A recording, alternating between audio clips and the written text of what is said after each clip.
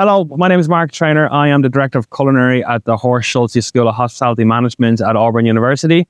And as a proud Irishman, I'm going to cook a traditional Irish dish for St. Patrick's Day.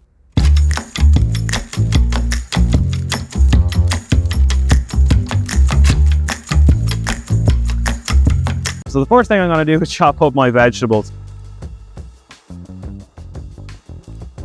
You can keep them relatively large because it's going to be a stew dish that you're going to cook down. So they don't have to be too fine. And also they don't have to look too pretty either. So I'm going to finely mince the garlic. Now really it's just over to cooking it.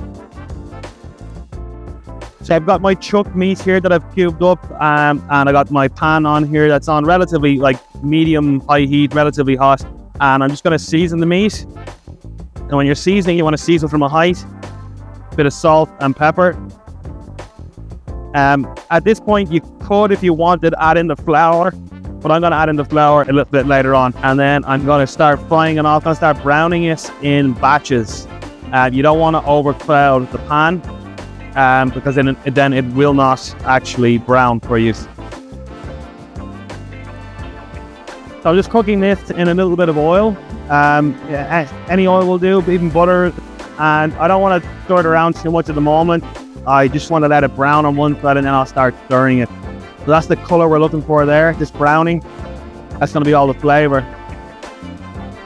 Just want to get a bit more browning on this. We're nearly there. I'm going to put in the second batch.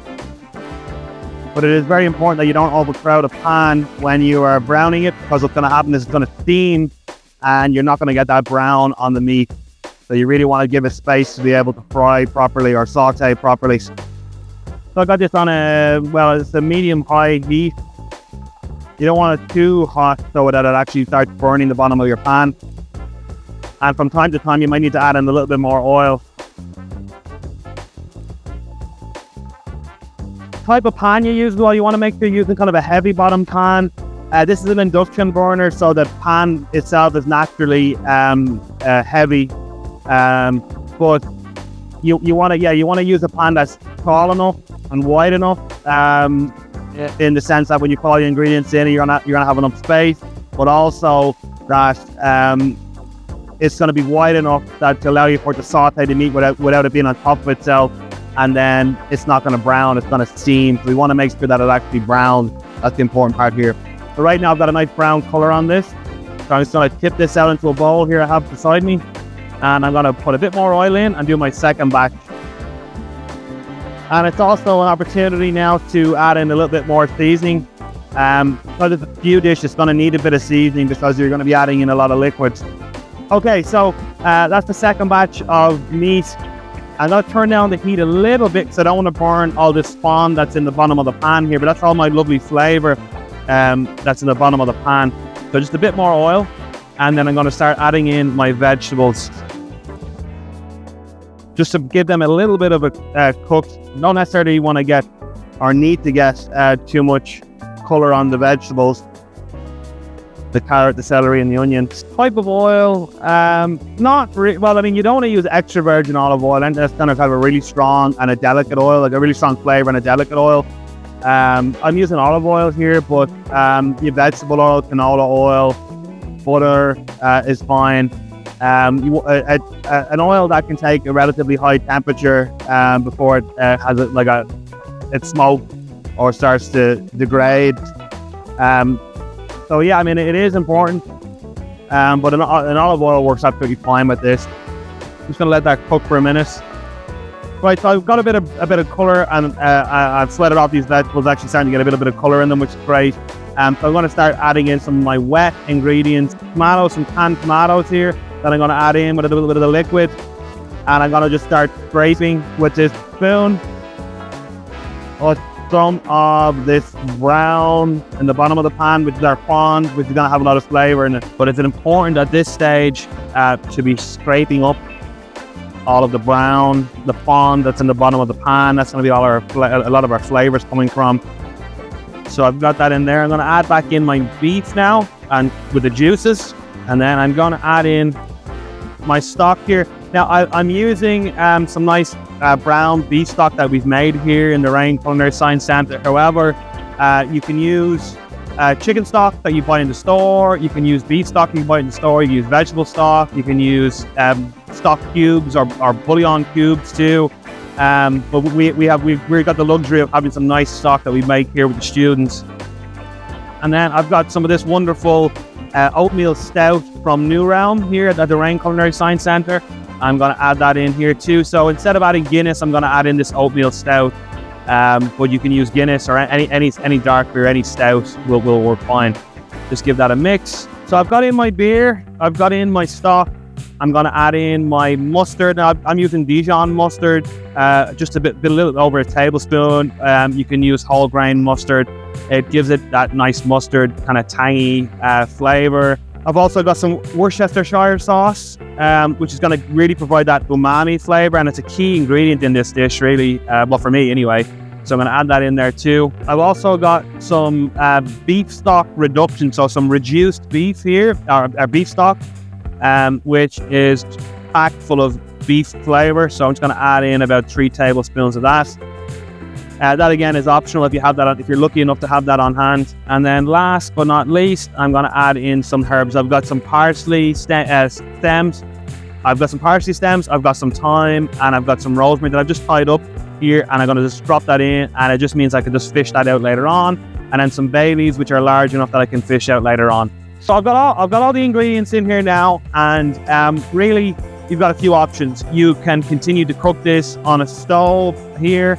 On a low heat, a very low heat, for 2 or 3 hours. You can put it in your crock pot on a low and let that cook for several hours while you're off in work or in classes or whatnot. Or you can also put it in an oven at about 300 degrees. I like to put it in the oven because then it really requires little to no stirring or attention. You can just kind of let it cook away at a low heat for a long period of time, and it comes super, super tender. Right, so we're going to just put this in an oven. I've got the oven at about 300 degrees. And it'll be really until the meat is fork tender, which could be 2 to 3 hours. Right, so it's been cooking for about 3 hours. So we're going to take it out of the oven, see how it is, and then we'll thicken it up. So this is the stew now finished. And I'll just take a fork just to see that the meat is actually fork tender. Now, I purposely did not add flour to this stew at the beginning because I wanted to keep this gluten-free, just in case, you're cooking for someone who's celiac or whatnot, or gluten intolerant. So instead, an alternative is to thicken it up is to use a cornstarch slurry. So just a little bit of cornstarch and some water. I just want to boil the stew, and then I'm going to add in a bit of that while it's boiling, and then whisk it, and just give it a whisk. And this is a great way, quick way to thicken up something at the end of cooking without adding in any flour or any wheat flour. So just need a little bit more, just to get it to the right consistency. And you just want to cook that out for maybe a minute or so, just to cook all the starch that's in there. And I'm also going to remember to take out my little herb sachet. And if I can find the bay leaf, take out the bay leaf, although it's not too important to have to take that out. So that has thickened up a good bit. So what I want to do next then, and a real restaurant technique, is mounting it with butter. So I got some cold butter here, and I'm just dropping that in. And you do this at the very end. I'm actually going to turn the heat off and just fold that in, just stirring in the butter, and that's going to just give it a bit of a glossy appearance and a nice texture and mouthfeel. Right, okay. So I've mounted it with butter, and the last thing I want to do is just check the seasoning. It just needs a bit of salt and pepper. So to plate that up, I've got a nice little plate here, and I'm going to take some mashed potato, and not a plain mashed potato that I made a little bit earlier on, and just put that on the plate like so. And then just take a ladle full. I don't want too much of the liquid, just so it doesn't, the appearance of it on the plate, it doesn't get impacted by that. And then just to finish it off with a little bit of chopped parsley, just roughly chopped Italian parsley. And then that's our authentic Irish beef and Guinness stew.